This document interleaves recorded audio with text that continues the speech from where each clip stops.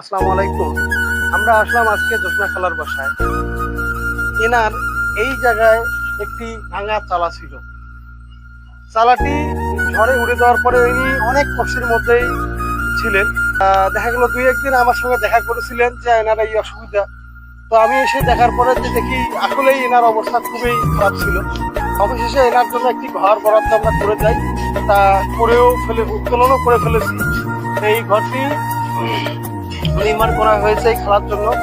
খেলা জেলার সঙ্গে একটু কথা বলবো, আপনারা সবাই শুনবেন।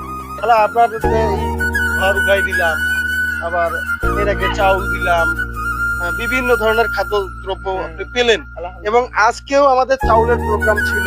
100 পরিবারকে আমরা চাউল বিতরণ করেছি। তো আজকেও আপনি চাউল পেলেন, তাতে আপনাকে কেমন লাগে? খুশি খুশি রমজান মাসে দিন খুশি দোয়া কর্ম আরো আলহামদুলিল্লাহ। জন বেশি বেশি করে দিবে শক্তি হয়। জি আলহামদুলিল্লাহ। আলহামদুলিল্লাহ। আচ্ছা খালা, এর আগে কি আপনারা কেউ এইভাবে উপকার করছিল? কেউ করে নাই, বা চেয়ারম্যানে করে নাই।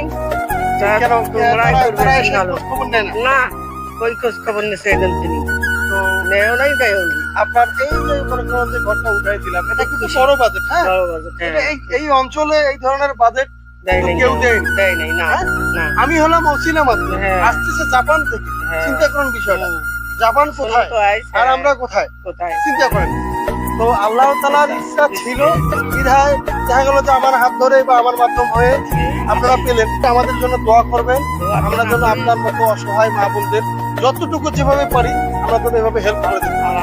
আর বিশেষ করে রমজান মাস, এই মাস হলো অনেক পুণ্যের মাস, অনেক গুরুত্বপূর্ণ মাস। রোজা রোজা আছেন? রোজা আছে, হ্যাঁ, রোজা মিস করবেন না, না, রোজা মিস করবেন রোজা না। না, এটা miss আপনার করি জন্য না। অনেক নামাজ পড়ো, রোজা জি, করো।